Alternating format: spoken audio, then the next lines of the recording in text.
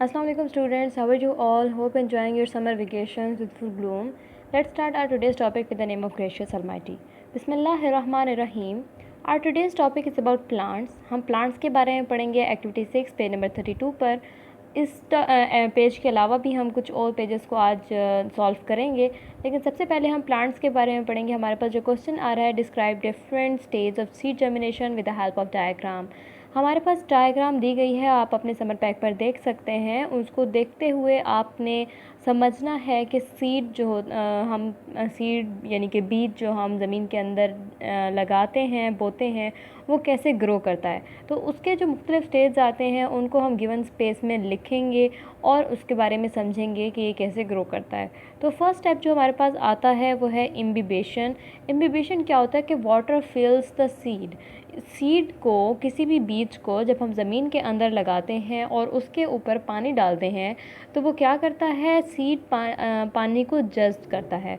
अभी हमने एक सॉलिड फॉर्म में, एक हार्ड फॉर्म में सीड लगाया था. फॉर एग्जांपल हम मैंगो का सीड लगा रहे हैं या फिर एप्रिकॉट का लगा लें, किसी डेट का लगा लें, किसी चीज़ का भी सीड लगाएं, उसको हम हार्ड फॉर्म में लगाते हैं. उसका कवरिंग जो है वो काफ़ी हार्ड होती है. लेकिन क्या होता है, जब ज़मीन के अंदर उसको ऑप्टिमम टेम्परेचर मिलता है, न्यूट्रिएंट्स मिलते हैं, वो पानी को सबसे पहले अपने अंदर एब्जॉर्ब करता है. जब पानी किसी चीज़ के अंदर जाता है तो वो उस चीज़ को नरम कर देता है. तो ऐसे ही सीड भी जो है वो नरम हो जाता है और वो फूल जाता है, अपने नॉर्मल साइज़ से काफ़ी स्वेल कर जाता है, बड़ा हो जाता है. Water activates the enzyme that begin the plant growth. अब वाटर जो है, पानी जब सीड के अंदर जाता है, सीड फूलता है, नरम होता है, वाटर कॉज करता है कि सीड के अंदर कुछ एंजाइम्स होते हैं, कुछ केमिकल्स होते हैं, उनको वो ये कमांड देता है कि प्लांट्स को ग्रो करना शुरू करें. The seed grows a root to access water underground. तो जो सीड के नीचे वाला हिस्सा होता है उसके अंदर से एक जड़ निकलती है, एक रूट निकलती है, ताकि सीड जो है वो अपने अंदर से मज़ीद पानी को एब्जॉर्ब कर सके. और इसी तरह सीड के ऊपर वाले हिस्से से एक शूट ग्रो करती है, ताकि वो यानी कि एक प्लांट की कोंपल से निकलना शुरू होती है जो ज़मीन के बाहर तक जाती है, ताकि वो सनशाइन ले सके और फोटोसिंथेसिस का प्रोसेस कैरी आउट कर सके. The shoot grow leaves and begin photomorphogenesis. यानी कि शूट जो है वो बड़ी हो जाती है, लीव्स ग्रो करने लगती है और लाइट के ज़रिए, लाइट्स को यूज़ करके, फोटॉन्स यूज़ करके अपना स्ट्रक्चर को, अपने फॉर्म एंड स्ट्रक्चर को बड़ा करने में हेल्प करती है. तो ये हमारे पास कुछ स्टेज आ रहे थे जो कि सीड जर्मिनेशन में मदद देते हैं. सबसे पहले हमारे पास था imbibition. Water fills the seed, water activates the enzymes that begins the plant growth.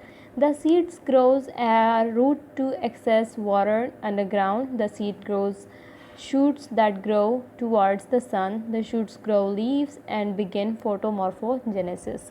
Next exercise की तरफ आते हैं. हमारी एक्टिविटी 7 पेज नंबर 33 पर हमारे पास कुछ क्वेश्चन दिया गया है कि discuss the bad effects and preventive measures of the following.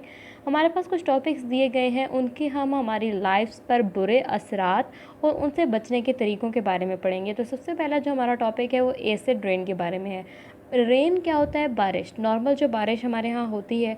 Acid rain क्या होता है कि जब बारिश के अंदर कोई एसिडिटी कॉज होती है, कुछ टॉक्सिक मटेरियल्स, उस केमिकल्स उसके अंदर शामिल हो जाते हैं, तो वो एसिड रेन होती है. अब एसिड रेन हमारे लिए काफ़ी नुकसानदेह होती है. उन्हीं नुकसानात के बारे में आज हम पढ़ेंगे, उन्हीं बैड इफ़ेक्ट्स के बारे में पढ़ेंगे कि acid rain caused by sulphur dioxide and nitrogen oxides emissions.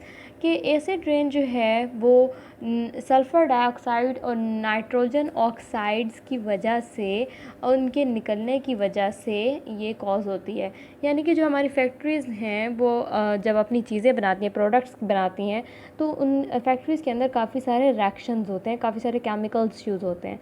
अब उन केमिकल्स को बजाय प्योरीफाई करके हवा में निकालने के, जो कुछ फैक्ट्रीज़ होती हैं वो फ़िल्टर नहीं करती हैं अपनी गैसेस को, और ऐसे ही हमारी फ़िज़ा में छोड़ देती हैं, जिसकी वजह से कुछ केमिकल्स यानी कि सल्फ़र डाइऑक्साइड और नाइट्रोजन ऑक्साइड्स वगैरह निकलते हैं फैक्ट्रीज़ के अंदर से, और वो आसमान में जाते हैं, बादलों में शामिल होते हैं, और एज़ अ रिज़ल्ट हमारे पास एसिड रेन कॉज होती है। अब एसिड रेन सबसे ज़्यादा किसको डैमेज करती है? फॉरेस्ट्स को, यानी कि जो दरख्त होते हैं, जो कि जंगलात होते हैं, उनको बहुत ज़्यादा अफेक्ट करती है acid rain. Harms aquatic life and crores buildings. जो एक्वेटिक लाइफ होती है, पानी के अंदर वाली जितने भी चीज़ें होती हैं, मछलियाँ वगैरह, उनको नुकसान देती है, और पानी के अंदर जितने भी प्लांट्स होते हैं उनको भी ये हार्मफुल कॉज होती है इनके लिए। एंड क्रोड्स बिल्डिंग्स, यानी कि जो हमारे पास बिल्डिंग्स आती हैं उनको ये काफ़ी जंग आलूद कर देती है। यानी कि जो बिल्डिंग में हमारे पास मुख्तलिफ मटीरियल्स यूज़ हो रहे होते हैं, मेटल्स यूज़ होते हैं, जितने भी और भी मेटल्स वगैरह धात उसके अंदर यूज़ हो रही होती हैं बिल्डिंग्स के अंदर, उन सब में ये एसिड रेन जो है वो जंग लगा देती है, उनको पुराना कर देती है, उनको बैक्टीरियल डीके उनमें होना शुरू हो जाता है। It also deplete soil nutrients. इसके अंदर से ज़मीन के अंदर जो न्यूट्रिएंट्स पाए जाते हैं, जो कि प्लांट्स यूज़ करते हैं, उस ज़मीन के अंदर रहने वाले एनिमल्स यूज़ करते हैं, अपनी खाने की नीड्स को पूरा करने के लिए जो न्यूट्रिएंट्स यूज़ करते हैं, उनकी कमी कॉज करती है acid rain. Impairing agriculture productivity, जिसकी वजह से जो एग्रीकल्चरल प्रोडक्टिविटी होती है, यानी कि जो ज़राअत में खेतों के ज़रिए से जितने भी हम चीज़ें प्रोड्यूस करते हैं, जितने भी फसलें वगैरह उगाते हैं, उनकी प्रोडक्टिविटी जो है वो काफ़ी लेस हो जाती है। यानी कि हमें कम तादाद में, कम अमाउंट में हमें खाने की चीज़ें मिलती हैं, हमारी न्यूट्रिएंट्स जो है वो कम हो जाते हैं, सिर्फ़ और सिर्फ एसिड रेन की वजह से। इससे बचने के तरीके भी हम कुछ पढ़ेंगे कि preventive measures including reducing emissions through cleaner energy sources, यानी कि जो फैक्ट्रीज वगैरह होती हैं उसके अंदर हम उनकी एनर्जीज़ को क्लीन करें, फ़िल्टर्स यूज़ करें, utilising scrubbers in industrial processes and promoting regulations like the clean air act. तो हवा को क्लीन करने के हम मुख्तलिफ़ किस्म के प्रोसेसेस यूज़ करके एसिड रेन से हम बच सकते हैं, और इंडस्ट्रीज़ वगैरह में या जहाँ से भी एसिडिटी कॉज होती है, जहाँ से भी सल्फ़र डाइऑक्साइड और नाइट्रोजन ऑक्साइड्स एमिट करती हैं, उन सब में से हम ऐसे फ़िल्टर्स लगाएं ताकि वो एमिट ही ना कर सकें, हमारी फ़िज़ा में शामिल ही ना हो सकें। Reforestation and limited liming of affected water bodies can also reduce impacts, यानी कि हम ज़्यादा से ज़्यादा दरख्त उगाएँ, आर्टिफिशियल फॉरेस्ट भी उगाएँ, और जो पानी के वाटर बॉडीज़ होते हैं, यानी कोई भी रिवर हो गया, कोई लेक हो गई, जहाँ पर हमें लग रहा हो कि यहाँ पर एसिडिटी ज़्यादा हुई हुई है, एक्वेटिक लाइफ को नुकसान हो रहा है, तो वहाँ पर हम कुछ केमिकल्स को ऐड करें ताकि वहाँ पर एसिड रेन के जो इम्पैक्ट्स हैं, बैड इम्पैक्ट्स, उनसे बचा जा सके। तो ओवरऑल हमारा यही टॉपिक था बैड इफेक्ट्स और preventive measures of acid rain का, कि एसिड रेन कॉज पे sulphur dioxide and nitrogen oxide emissions damage forest, harms aquatic life and corrodes building. It also depletes soil nutrients, impairing agricultural productivity. Preventive measures including reducing emissions through cleaner energy sources, utilizing scrubbers in industrial processes, and promoting regulations like the Clean Air Act. Reforestation and liming of affected water bodies can also reduce impact. Students, अब हम activity 7.1 page number 34 पर अपने पिछले part का ही दूसरा part करने जा रहे हैं क्वेश्चन का। हमारे यहाँ पर भी हमारा वही क्वेश्चन है कि discuss the bad effects and preventive measure of the following. जो हमारे पास टॉपिक दिया गया है यानी कि ग्लोबल वार्मिंग, इसी के बारे में हमने कुछ बैड इफेक्ट्स और प्रिवेंटिव मेजर्स हम लिखेंगे। पिछले में हमने अभी एसिड रेन के बारे में पढ़ा था, अब हम ग्लोबल वार्मिंग के बारे में पढ़ेंगे। ग्लोबल वार्मिंग क्या होता है और उसके हमारे लाइफ पर क्या बैड इफेक्ट्स आते हैं, क्या उससे बचने के तरीके यानी कि प्रिवेंटिव मेजर्स होते हैं। तो ग्लोबल वार्मिंग जो है वो बेसिकली हमारी ज़मीन का गर्म हो जाना है। कभी हमारी जो नॉर्मल एक्टिविटीज़ होती हैं डेली लाइफ, उसमें हम काफ़ी फॉसिल फ्यूल्स यूज़ करते हैं, हम एक्सेसिव अमाउंट में व्हीकल्स यूज़ करते हैं, हम मुख्तलिफ़ प्रोडक्ट्स यूज़ करते हैं, तो उनके रिज़ल्ट और हमारे जो बहुत सारे असरात होते हैं जिनकी वजह से ग्लोबल वार्मिंग कॉज होती है। तो इनकी वजह से जब ग्लोबल वार्मिंग कॉज हो जाती है एक दफ़ा, तो उसके हमारी ज़िंदगी पर, हमारी अर्थ पर कौन से बैड इफेक्ट्स आते हैं, पहले हम वो पढ़ेंगे।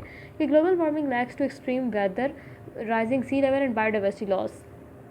ग्लोबल वार्मिंग की वजह से हमारी जो अर्थ का टेम्परेचर होता है वो काफ़ी इंक्रीज़ कर जाता है, जो हमारे वेदर होते हैं वो अपनी एक्सट्रीम्स पे चले जाते हैं। यानी कि अगर किसी इलाके में बहुत ज़्यादा गर्मियाँ होती हैं तो वहाँ पर बहुत ज़्यादा गर्मी होने लग जाएगी, और अगर कहीं पर ठंड होती है तो वहाँ पर बहुत ज़्यादा सर्दी होने लग जाएगी। यानी कि उनके वेदर, हमारे वेदर जो है वो इस कदर एक्सट्रीम पे चले जाएंगे कि हम जो हैं वो, हमारे लिए ज़िंदा रहना मुश्किल हो जाएगा। ग्लोबल वार्मिंग की वजह से। ग्लोबल वार्मिंग अब भी होती है और इसके ये रिज़ल्ट्स आते हैं कि हमारे वेदर पे काफ़ी इफ़ेक्ट होता है, लेकिन अगर कभी बहुत ज़्यादा ग्लोबल वार्मिंग हो जाती है तो उसके बाद उसका जो एंड लेवल यही है कि हम वहाँ पर सर्वाइव नहीं कर सकेंगे इतने एक्सट्रीम वेदर में।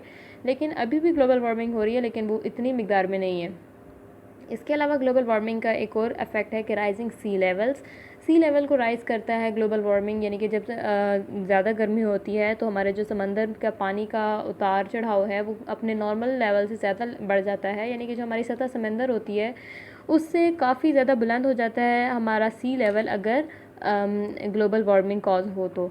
इसके अलावा बायोडाइवर्सिटी लॉस, यानी कि जो हमारी बहुत ज़िंदगी में बहुत सारे जो वैराइटीज़ आती हैं, जो हमारी मुख्तलिफ़ चीज़ें होती हैं, जो हमारी नेचुरल लाइफ है वो लॉस की तरफ जा रही होती है, यानी कि हमारे जो फूल पौधे और जानवर और हमारी बहुत सारी किस्में हैं जानवरों की, वो सब चीज़ें जो है वो कमी की तरफ जा रही होती हैं, बिकॉज हमारी जो ग्लोबल वार्मिंग कॉज होती है तो वो सब चीज़ें अपने लॉस की तरफ जा रही हैं। इसके अलावा होता है डिस्टरप्टिंग इकोसिस्टम्स। जो मुख्तलिफ़ इकोसिस्टम होते हैं, मुख्तलिफ़ लोगों के, मुख्तलिफ़ इंसानों के, मुख्तलिफ़ जानवरों के, मुख्तलिफ़ पौधों, इंसेक्ट्स वगैरह हर चीज़ के अपने अपने इकोसिस्टम्स होते हैं, अपने अपने माहौल होते हैं। उन सब माहौल को बायोडाइवर्सिटी जो है वो काफ़ी अफेक्ट करती है, बुरी तरह अफेक्ट करती है। एंड ह्यूमन सोसाइटीज़ और हम इंसानों की भी जितनी भी सोसाइटीज़ हैं जहाँ पर हम इंसान रहते हैं, जिस तरह काम करते हैं, इन सब पर भी ग्लोबल वार्मिंग का काफ़ी बुरा इम्पैक्ट पड़ता है। Mitigation includes reducing greenhouse gas emission through renewable energy, enhancing energy efficiency and deforestation. अभी अगर हम ग्लोबल वार्मिंग से कैसे बच सकते हैं, उसका प्रिवेंटिव मेजर क्या है, एक मिटिगेशन करना होती है उसके लिए। और मिटिगेशन में क्या होता है कि हमारे जो ग्रीन हाउस गैसेस की एमिशन होती है उनको हम ज़रा कम करें और रिन्यूएबल एनर्जी यूज़ करें, enhancing energy efficiency and deforestation, यानी कि ज़्यादा से ज़्यादा पौधे उगाएं। Adoption strategies involve building resilient infrastructure and protecting vulnerable areas, और हमारे जो मुख्तलिफ जगहें होती हैं उनको हम प्रोटेक्ट करें। और बिल्डिंग में जो हमारा जो इंफ्रास्ट्रक्चर होता है, यानी कि बिल्डिंग को बनाने का तरीका और इन सब जो स्ट्रक्चर्स वगैरह कोई भी चीज़ का हो, बिल्डिंग हो जाए किसी भी कंपनी के हो, उनमें हम काफ़ी बेहतरी लेके आएँ। तो इस तरह करके हम ग्लोबल वार्मिंग से काफ़ी तरीके से बच सकते हैं। तो ग्लोबल वार्मिंग में जो हमने पैराग्राफ लिखना है वो यही है कि global warming leads to extreme weather, rising sea levels and biodiversity loss, disturbing ecosystem and human societies. Mitigation includes reducing greenhouse gas emissions through renewable energy, enhancing energy efficiency and deforestation. Adoption strategies involve building resilient infrastructure and protecting vulnerable areas. Students, आज के जो हमारे topics हैं वो यहीं तक थे। I hope आपको समझ आ गई होगी। अगर नहीं भी आई तो आप मुझसे DM करके पूछ सकते हैं। आज के टॉपिक यहीं तक। अल्लाह हाफिज़। Class dismissed.